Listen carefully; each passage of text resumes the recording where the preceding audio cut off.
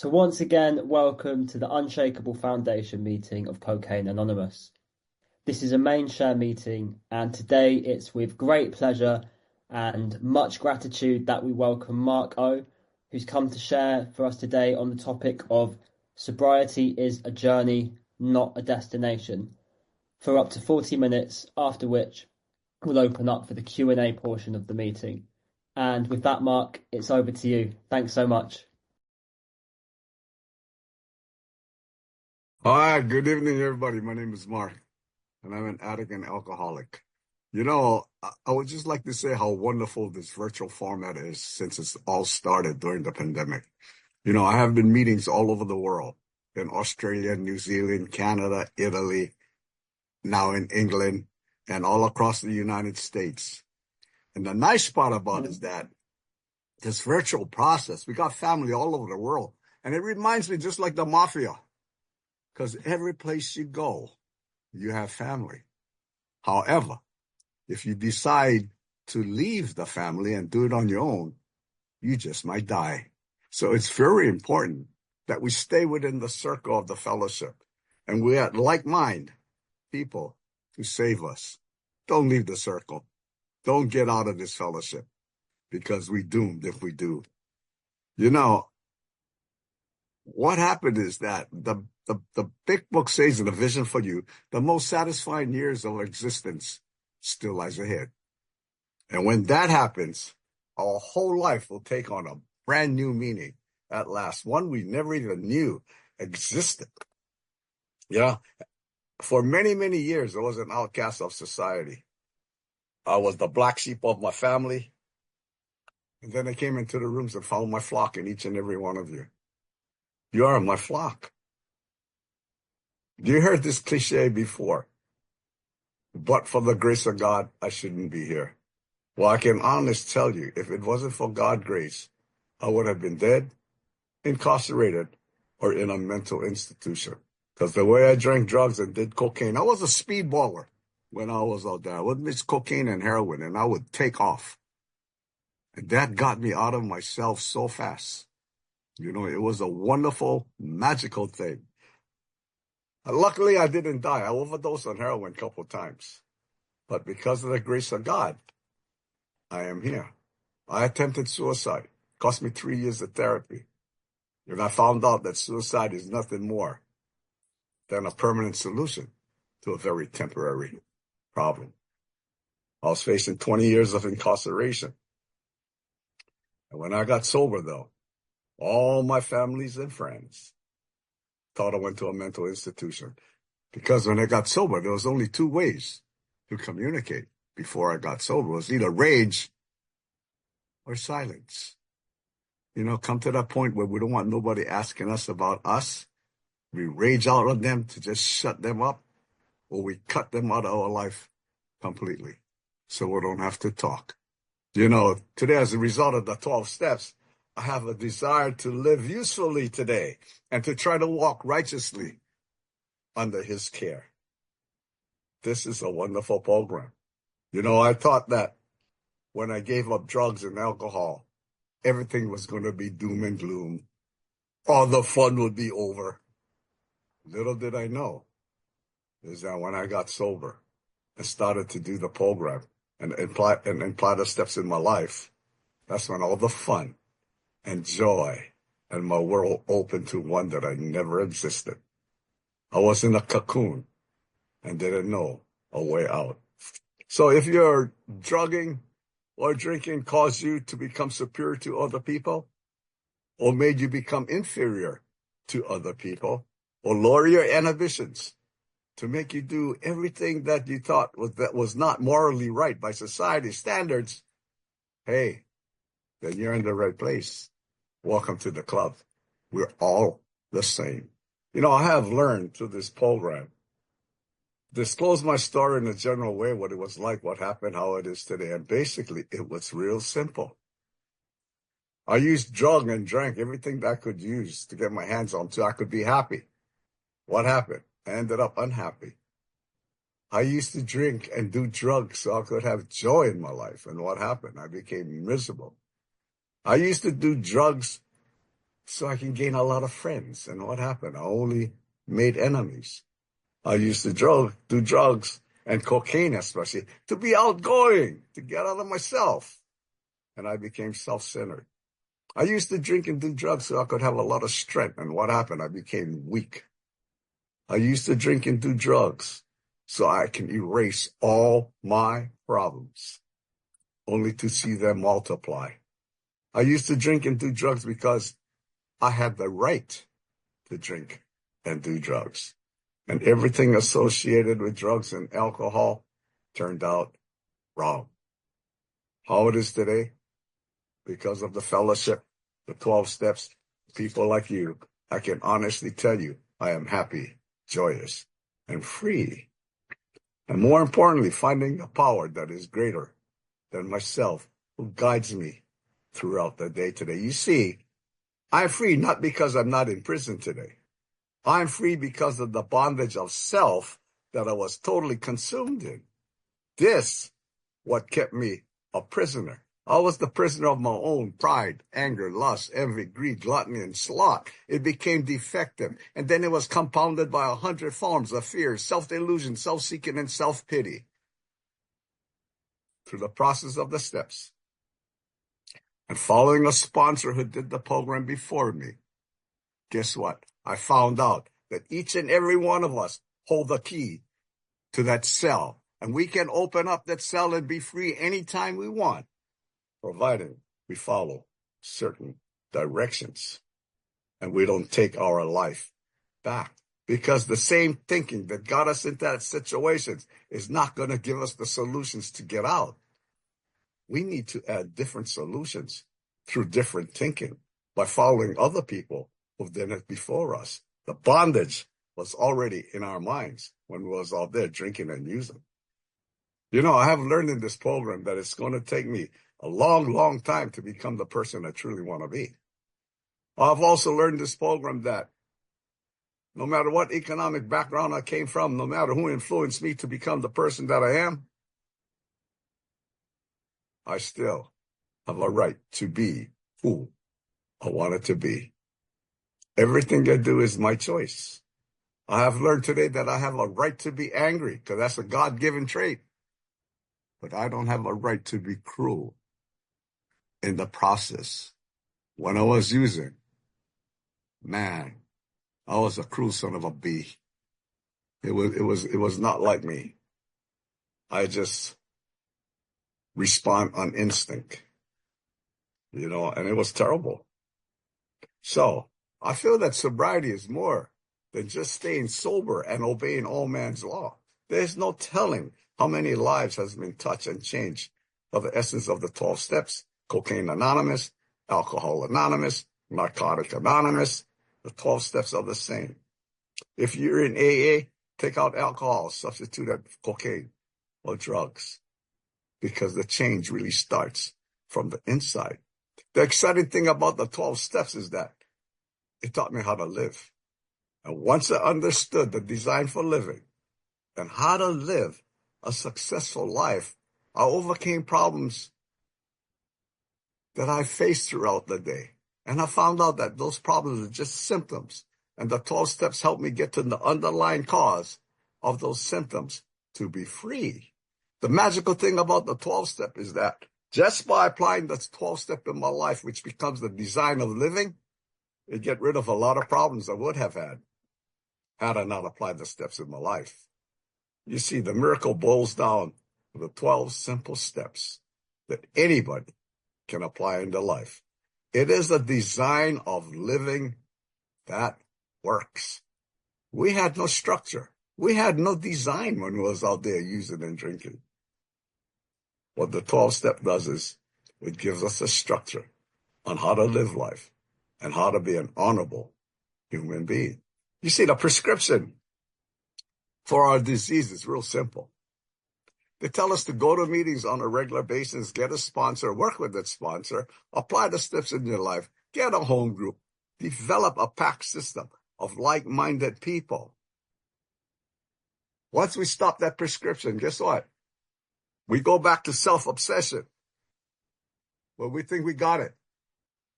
I can handle it. I can do it. And what happened? We go right back to the same thing that we were doing before we got in. You know, our disease, and it is a disease by the American Medical Association. It's like any other disease, our addiction. Now, if you had a heart disease, you go to the doctor, the prescription will probably go exercise, they put you on blood thinners, and he tell you watch your diet. If you had diabetes, the doctor would prescribe you, maybe give you some insulin shots. Watch your sugar intake.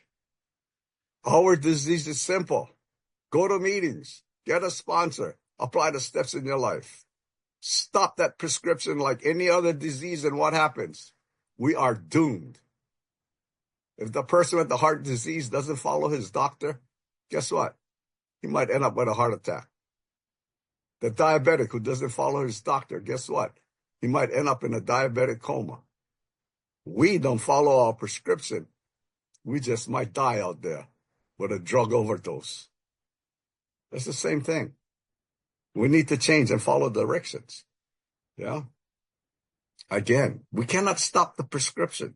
Once we come in here and we decide that we want to change, do it. I'm not going to say that it's easy. It's not easy, but it's very worth it. It's worth it. You know, I grew up by very loving parents. I was the youngest of 3 boys, and my 2 older brothers was just the total opposite than me. They went to school. In fact, both of them went to a prestigious private school in the islands. One was an all-star football player. The other one played basketball. And here I am coming along, and I'm thinking, I'm not like my brothers. I can't be like them. I compared myself, which was a mistake, which everybody does, to my older brothers. I'm not like them. So what did I do? I gravitated to the people who were just like me. And at an early age, I found drugs and alcohol. In fact, when I was in the 7th grade, I got suspended from school because I got caught drinking and sniffing glue behind the band building. I needed something, anything, any stimulant to change the way I think, change the way I feel, change the way I act. It was amazing. I didn't know how to handle this thing on my own. So the stimulants gave me the things that made me brave, made me think I was smart, made me able to talk to girls, and I could do anything I wanted to do. It was fun hanging around those guys, so I thought. You see, drugs gave me the ability to think that I can accomplish anything in my life. And at the same time, it kept me grounded and stuck in tar like I couldn't move all my life. It was amazing. See, I started to compare myself with everybody. And then the older kids, how they thought of me became of paramount importance. And this is how I live my life. I am not who you think I am. I am not what you think I am. I am and I become what I think you think I am. You see, I didn't know who I was. So I became everything I thought they thought of me. Simple example, there was a house in Kalihi. I was the shortest, was easy, and the smallest. They didn't tell me go break the jealousies, get into the house, open the door so we can rob it. But I thought that's what they thought of me. So I did it.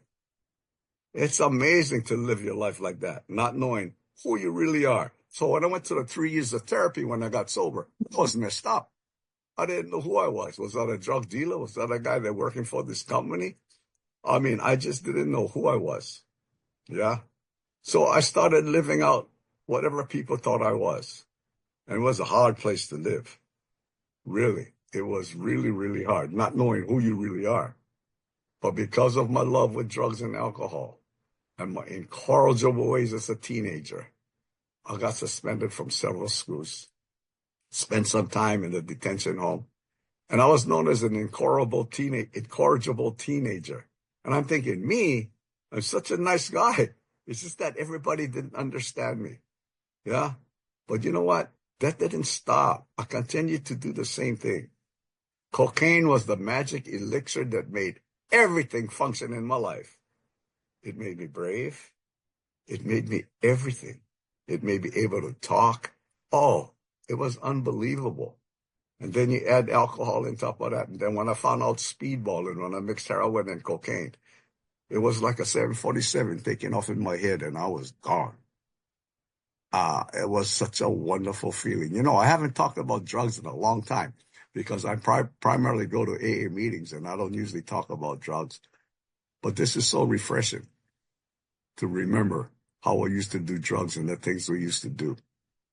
It's amazing how drugs really controlled our lives. Yeah. It's amazing. We did anything for the drugs. And yet we thought we were cool, walking around. Hey, how's it? Rubbing, rubbing the nose. Think we got sniffles the whole time. Oh, yeah. Well, hey, hi, what's up? Huh? Spazzed out. You know, came a point where I'd be sitting down and my sternum was so busted, blood would just drip already before I got sober. It was amazing. The blood would just come. I'd be sitting down in the kitchen trying to talk about, and blood would just come down. And I had to make some stupid mistake. Yeah, I don't know. I got an allergy. Real stupid. Anyway, I could relate when Bill W. said the drive for success was on because I started to get involved in some illegal business. And then because of my driven personality, I became pretty successful. Now, I'm not telling you this to brag. I'm just telling you what happened. I started to acquire things most people aspire to achieve in their life. I had houses. I had cars. I had horses. I had, you name it. I had property in Las Vegas. I had property on the Big Island, and I thought it was home. I had this huge four-bedroom, three-bath custom-built home on the mountain, 2,500 square feet under the roof, and I think I had it made. Now, all of a sudden, I'm standing on the top of the hill, and I'm looking down, and in my head, I'm saying, now, Mom and Dad, that stupid son that you had, who's the most successful son now? But you see, I placed price tag on everything on the outside because I was so bankrupt on the inside. Look how much my house costs. Look how much my cars cost. Look how much my toys cost. Look how much all my clothes in my walk-in closet cost. Look how much this costs. Look how much my watch costs. I bought another piece of property. Look how much that cost. Everything had a price tag because I was empty on the inside. Yeah. You know, the big book says that we alcoholic or drug addicts are men and women who lost the ability to control our drug use or drinking. No real alcoholic or addict ever regains control. But all of us thought at some time or another, we tried this interval drug using. Oh, only going to do them on the weekend. Only going to do them on Monday, Wednesday, and Friday. And pretty soon that intervals get less and less. And what happens? We end up feeling this feeling of pitiful and incomprehensible demoralization. And we wonder how the hell we got here. Then what happened on July 28th? Oh, before that, Honolulu Police Department and I didn't get along. Believe it or not, this is when I was facing 20 years. And believe it or not, all the things that I thought that I had that made me somebody was gone. I was left with nothing. Even the ex-wife was gone. That was a blessing, I think the ex-wife was gone. No, anyway. And then I became a barfly, and I used to live in the bar. It's amazing. But then on July 28, 1986, I was off to Tucson, Arizona, to this drug and alcohol rehab known as Cottonwood de Tucson. I had no idea what the hell I was getting into because everybody told me, Mark, you cannot bring in drugs. You cannot do because you're using them all. You're becoming your best partner. You can't do this thing, man. All my friends wanted to protect me because they knew something was wrong already. So I was off to Tucson, Arizona. And I tell you how this magical thing works. The company that I was working for still at that time had this employee assistance program. Everybody told me, go see this guy, this drug counselor. Tell him whatever. And it's all confidential. I didn't want to go, but this person that was living me told me, Mark, go already. Your life is all messed up. I didn't want to go. So finally, I went in and I told this guy, I don't know how to communicate anymore. He looked at me. He started to tell me what it was like, what happened, how it is today. Little did I know he was an ex-addict and convict. So I looked at him. He started to tell me what it was like, what happened, how it is today. I stood up and I was going to walk out. And I told him, I thought this was all confidential. Who the hell told you everything about me? He grabbed my shoulder and he said, sit down, Mark. I'm not talking about you. You're not that important. I'm talking about me. I looked at him and said, what? He was telling me his story and I could relate. I could feel the shame, the remorse, the hate, the anger. I felt all that. And I started to cry. And he asked me one question. Do you want to change? That's all he asked me. Do you want to change your life? And I looked at him straight and I said, yes, I want to change. Next thing I know, I was off on an airplane the next night to Tucson, Arizona. So that was the first person I met I could relate with. So you know what you do the night before you can get on an airplane? I got smashed. I don't know what happened. I ended up in San Francisco to change planes going to Arizona. I'm in the airplane now. Nobody's sitting next to me.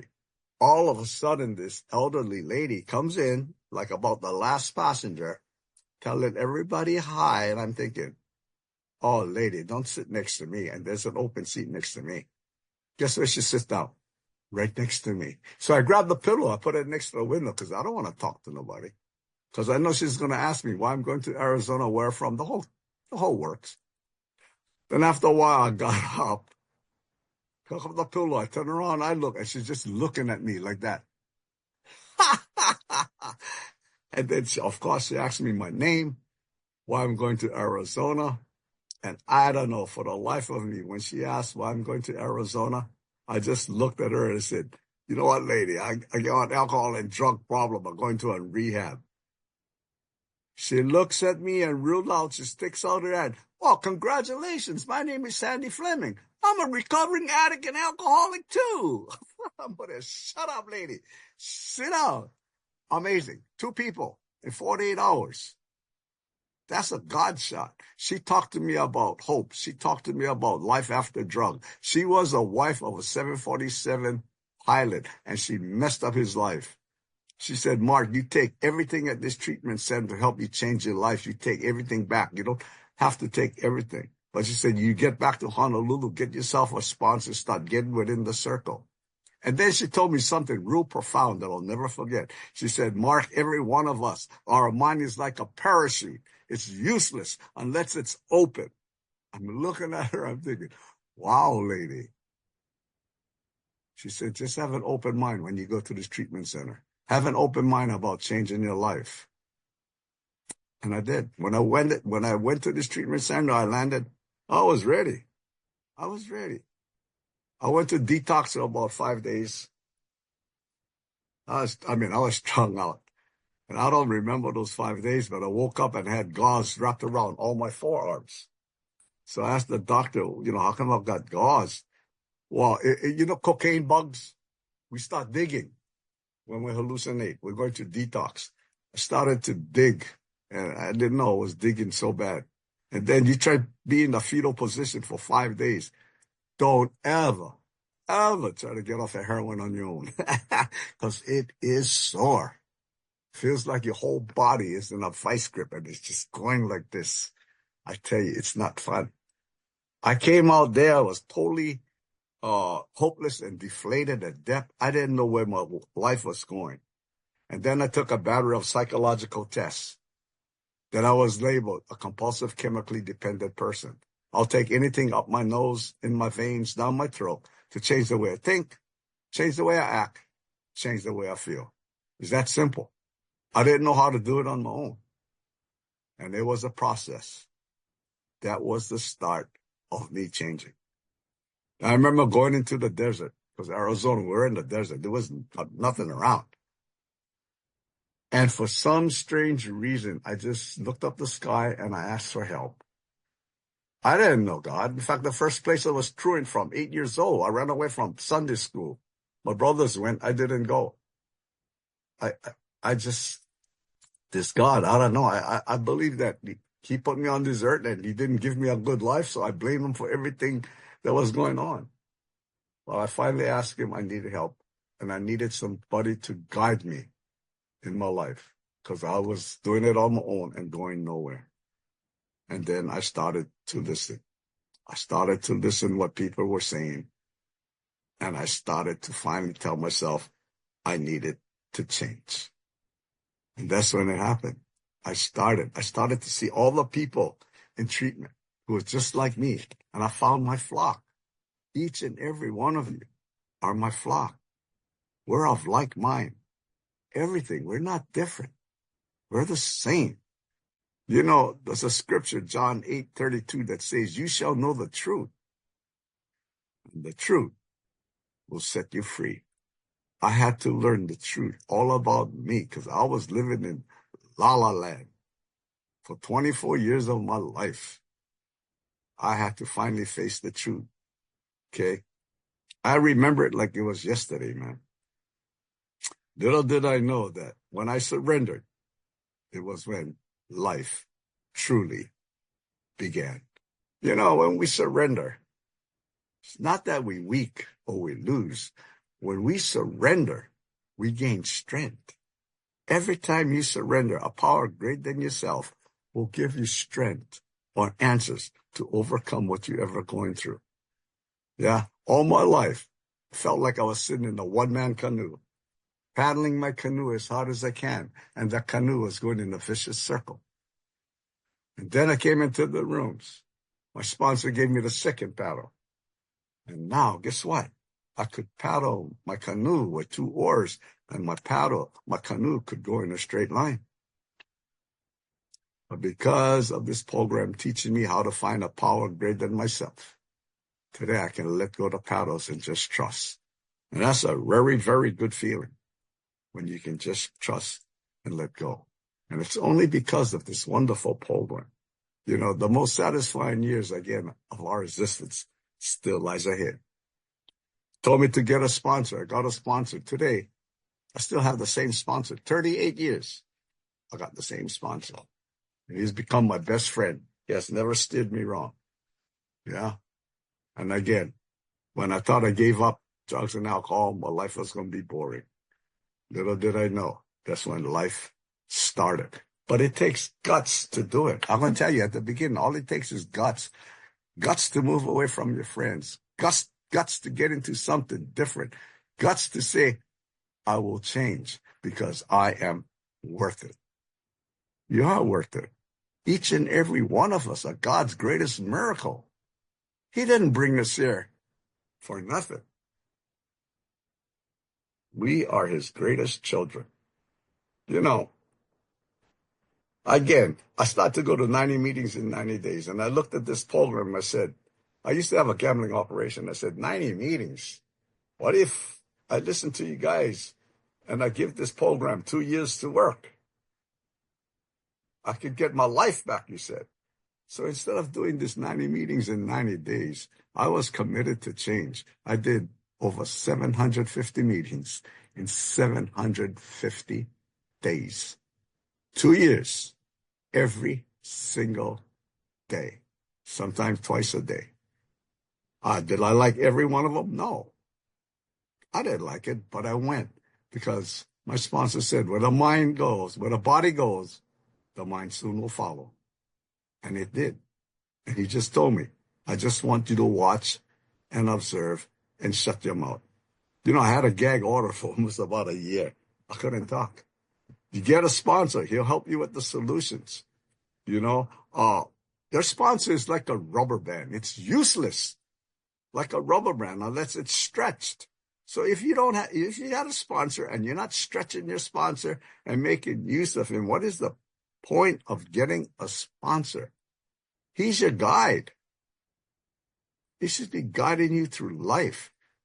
And you know what? If you don't have a relationship with your sponsor, it's okay to change. You need to find somebody you're willing to listen to, you're willing to work with, That's it. Today, I use the same thing my sponsor told me. He said, whenever you're faced with a situation, do three things. Number one, write it down. Write it down. What you're facing. Number two, list all the different possibilities, all the different solutions to what you're going through. And then he helped me pick one. The third thing, he said, now you carry out the solutions. The problem with us is we identify the problem. We know what the solution is, but we sit on it. We don't carry out the solution, and pretty soon, guess what? We get sunk like we're in quicksand, and we go down. So it doesn't make any sense to know the problem, to know the solution, and not do nothing about it. Yeah, it takes work. Yes, it takes guts, but your life will be much, much better. Get a home group where you can lay down your hat. You know, one of the greatest things that I found out because of my recovery is that I have the ability to choose today. That is one of the greatest gifts that I have. I have the ability to choose my choice. I blamed everything and everybody for my demise and the outcome. Today I understand from the time that I wake up in the morning to the time that I go to bed, everything I do in my waking hours is a matter of choice. There is nothing I have to do. Well, guys tell me, oh, Mark, you don't understand. I have to pay the mortgage. No, you don't have to pay the mortgage. Let the bank take back your house like it did mine. You don't have to. I have to pay the rent. You don't have to pay the rent. Get evicted. It's a choice. You don't understand. I can't go to meetings tonight. I have to study. No, you don't have to study. Flunk. Get kicked out. It's your choice. I have to work tomorrow. No. Trust me, you don't have to work. Don't go to work. Go to the beach. Get fired. It's a choice. I did prison work for over 30 years. Prisons tell me, Mark, you don't understand. I have mandatory 5 or whatever it is. I said, so what? Plan your escape tonight. Ha! But I tell them, how you use the time while you're incarcerated will make a big difference when you get out. Everything we do is a choice. Think about it. I choose to be happy or sad. My choice. I choose to procrastinate or act. My choice. I choose to persevere in life or quit. My choice. Problem is, when I was out there drinking and using, I would quit more often than anything else. Once I developed that attitude of I want to, I love to, I choose to because it's my choice, life is an easier place to live. Remarkable, because it's my choice. The blaming is over. You know, when I first came in this program, I told you my sponsor put a gag order on me for almost 1 year. I was like Eeyore with a black cloud over my head, complaining all the time at the beginning. That guy don't know what he's talking about. I don't know. I think it's going to rain. I think it's going to rain. And then pretty soon it rains, right? Until my sponsor told me, Mark, shut up and just watch. So I started to look. He said, Mark, if you knew how to run your life, you wouldn't be in this room. So I suggest you shut up and you just watch us. So I started to look. And I started to notice people like me who was just complaining. Then I started to look at people like my sponsor who was always into the solutions. They didn't let these complainers bother them. So I started to put people in 2 categories. I started to put people in chickens, and I started to put people in eagles. And there was a big difference. So if you take a look around, a bunch of chickens, they always congregate. They always peck, peck, peck, peck, peck, peck, peck, peck, peck, peck. They're always in bunches, right? And if you listen real closely, especially if you're in the rooms, whether you're in AA or wherever, you're going to hear clucking chickens all the time. Peck, peck, peck, peck, peck. Why do you got to go 90 meetings in 90 days? Peck, peck, peck, peck, peck. Why I got to do the steps? Peck, peck, peck, peck, peck, peck. Why I got to listen to my sponsor? Peck, peck, peck, peck, peck. Oh, he told me get out of a relationship. Why? Peck, peck, peck, peck, peck. Hey, they're going to peck, they peck, they peck, they peck, and they peck. I know. My beak got broken many times by my sponsor. But I started to realize and I started to observe the eagles, and I wanted to be an eagle. Then I kind of realized the higher you fly, more of your ass is showing. And the chickens on the bottom are pointing their finger at you and telling, who the hell you think you are? You think you can change your life? What make you think you can apply the 12 steps in your life? What make you think you can get your kids back?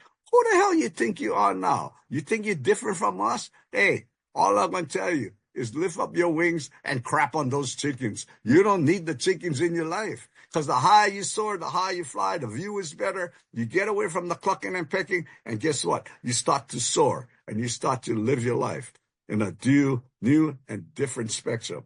Get away from the clucking chickens. I'm not saying to hate them. You're going to love them, but know the difference. People are either going to be a lesson or a blessing. It's up to you who you're going to hang around with, right? Don't let the chickens get you down. The chickens come into this program. They think about sobriety, wonder about sobriety, and they ask themselves, why? The eagles come into this program. They think about sobriety, wonder about sobriety, and they ask themselves, why not? Why not? What is your alternative to living a life of being happy, joyous, and free? What is your alternative? There's no other choice. We were doomed. That's why we're in the room of Alcoholics Anonymous or Cocaine Anonymous, because our lives didn't turn out the way we wanted to. Now, did it? So now what you going to do about it? You need to realize, and you need to make a choice. What are you going to do about it? Dare to soar. Dare to be different. Dare to take control of your own life. You know, if you take an egg straight from the nest of a chicken and you crack that egg from an outside force, life in that egg dies. However, if you take that egg and you let that egg crack from an inside force, life in that egg begins. Each and every one of us need to crack out from our shell so we can start to live. And it only can come from you. We can walk alongside the path with you and show you how this program works, but only you can walk on your path. Nobody can do it for you, but you're going to get a lot of support alongside of you. This whole program, when we get sober, it's about change. It's already changed, and the change is already embodied in the 12 steps of Alcoholics Anonymous. Step 1, all you got to do is have the willingness to change. Step 2, believe that you can change. Step 3, make a decision to change. And then we do step 4, 5, 6, 7. Step 4, 5, 6, 7, 8, 9, 10, and 11. We do the necessary steps. And when you hit step 12, if you did it right, the magic happens and you change. See, here's the difference. You don't really have to understand the steps and read the steps to know it. However, you need to do the steps to really understand it. There's a big difference. You can just read the 12 steps all you want. But in order to really understand it, to feel the mechanics, how it works, you need to do it to fully understand it. And you need to make sure that it's like climbing a step ladder. Your leg has to be fully planted on the rung below you before you take the next step up. The miracle is boiled down to 12 steps, which anybody can apply in their lives and make it work. It's a marvel program. It's no telling how many lives has been touched by this program. Yeah. You know, we read this thing last night. I did a big book study. We read this thing called The Gift of Alcoholics Anonymous. You know, we need to understand that what we have, our sobriety, is a gift from God. God bestowed upon each and every one of us this gift of sobriety. See, because if God wanted religious people, there are a lot of pastors, reverends, clergymen out there that he could have gone to help the addict. But no, he didn't. If God wanted medicine men to help the addict, hey, there's a lot of doctors, physicians, and nurses out there who could help the addict alcoholic. If God wanted learned men to help the addict alcoholic, he could have gone to a lot of people that are more smart than us. But who did God go to? God went to each and every one of us, the so-called outcasts of society, because we're the only one can stick out our hands and say, I know how you feel. I've been there before. Let me help you out. So we have this special gift, and we should never take it for granted. In closing, I certainly believe that. I believe if we can just transform one man at a time, we can impact a whole nation. My name is Mark. Thank you for letting me share.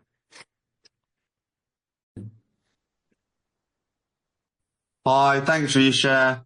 I liked the bit you said about trying to fill your life with these material things, and then once you lost them all, you sort of realised you didn't need any of those things. But I just wonder now, your life's doing better. How do you still find yourself getting material things and trying to achieve nice things, or are you just happy, just like you say, being happy?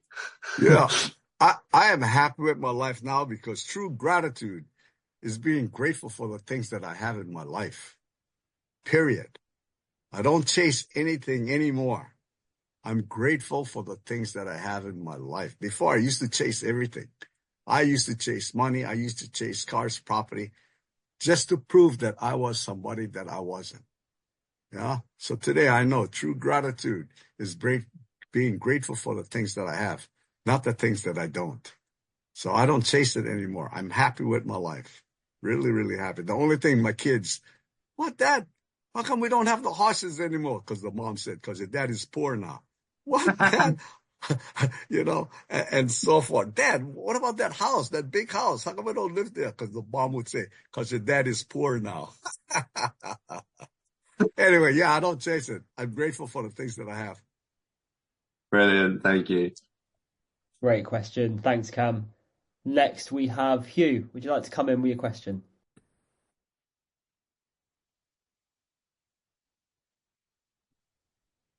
Should be able to unmute. Yeah, thank you so much for your share, Mark. It was really great, and yeah, a lot of warmth in it. I was really smiling as well when you were talking about the chickens. Yeah, I don't know. I'm not going to go into the specifics of this, but Nick's going to laugh at me over this. But it's a good question. Uh, you spoke about like, reaching through and soaring and doing things like despite your fears. Um, but you also tailored that with saying about listening to your sponsor. And sometimes I get that thing where I'm like, is this just myself? Is this my self-will that I want to do something different than what my sponsor tells me? Because I respect him and I want to do as he tells me. But then I also think, oh, let me just do this thing and take the consequences. Nick is laughing because he knows what I'm talking about. But yeah, I just want to know your perspective on that. And how you would balance that. Do you know what I mean? Because I respect him, I want to do what he tells me to do. But yeah, sometimes I think I know best. If I knew how to run my life like my sponsor said, I wouldn't have been there with him. Yeah. There's a lot of things that my sponsor told me to do, and I was just like you. I was thinking, what do you mean? I don't want to do that. But you know what? I did it anyway, and I might not have gotten the answer that day, but down the road, I understood why he sent me to do certain things. My sponsor, 38 years, had never steered me wrong yet. Everything he told me came out beneficial for me. See, it's because our self-will is so strong and rampant. We still want to control our own destiny. We don't want to listen. Oh, you know what? I don't want to do that. Hell, no. I just listened and I did it. And you know what? It came out. So that's my suggestion. Just listen to your sponsor. Thanks. Tell him, Nick. Right, Nick? Tell him. Mate, I've been on the phone to him for an hour before this meeting. He's got a thick skull, that boy. Thanks, Hugh, for your question. Just before I go to the next hand, we've got a question in the chat from Ella who says, what does your meditation life look like today? Every single morning when I get up, I live right outside my sliding glass door. I have this little small tub with fishes in, and I can sit down on the wall. And every morning, the first thing I do when my eyes open, this is a ritual. Thank you, God, for another day of breath of life. Please let me be God conscious throughout the day and guide me in my words, my thoughts, and my action. That is automatic every day. And then I visualize what I got to do for that day, and I visualize me going through the day. Just being God conscious throughout the day. Because if you think of doing good throughout the day, it's hard to do wrong. But when you're not conscious of it, it's easy to forget. You know, there's a couple of guys on this virtual meeting know that every morning when I go out my front door, the first thing I say is, God, you go first. I want to be conscious that he is directing my life. I don't ever want to forget that, because when I was out there, forgetting that he was with me, all hell broke loose. But if I know he's with me, it's hard to do wrong. And when I do go wrong, I understand that. I make my amends right away, and I can reclaim my day and start my day all over. So it's not that I'm perfect. You know, I'll take back my will. We all will. But to be God conscious is the key. And I try to practice that every single day, in the morning and when I leave the house. Beautiful. Thank you, Ella, for your question, and thank you, Mark, for answering. Next, we have Alika. Would you like to come in with your question? Hey, No, hello, Alika, family. you cannot ask questions. Alika, you cannot ask questions. Uncle Mark, I love you. Isaac, thank you for your service, man. And everybody out there in the UK. Love you guys, man. You guys are awesome, man. Uncle Mark, you know, a few years ago, I've known you know this virtual platform for over 4 years now. And the first meeting I ever stumbled into was actually your own group, Kanye discussion. And I was a shell of a human being. You know, I was in my cups. And I remember hearing you say on these virtual meetings that the promise is we that was when we were drinking, right? And then the thing turned around. Can you share with us that? Oh, you know, there's one time I used to use the promises, and as we were drinking, like, see, now I just went blank. Oh, I'll show you something. Let me look I got it right here. And There you yeah, go. I used to make that like if I were drinking, and that's how the promises was to me. It was like I was drinking. And then this is what I used to say. You know, when I walked into the bar, I was painstaking about that phase of my development. I knew I was going to be amazed before I was halfway through doing that gram of coke. I just knew I was going to know a new freedom and a new happiness. See, I did not regret the past nor wish to shut the door on it. In fact, the more I used, the better I was. When we will comprehend the word serenity. Yeah, I know. The more I drank, the more I used, I would comprehend the word serenity. And then no matter how far down the bar I had gone, I could see how my experience could benefit everybody around in that bar. That feeling of uselessness and self-pity disappeared. I was the mayor of the bar now, man. I was never lonely.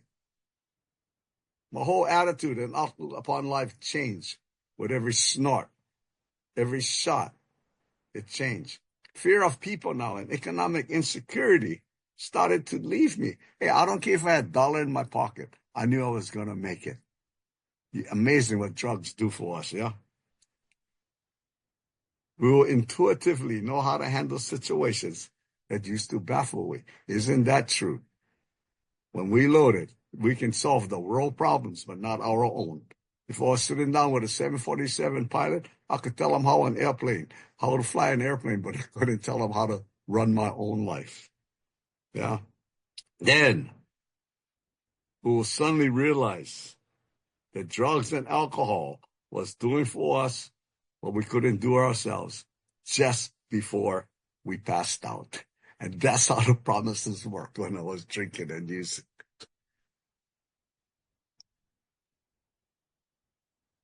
Great stuff. Thank you, Alika. Good to see you as always, brother.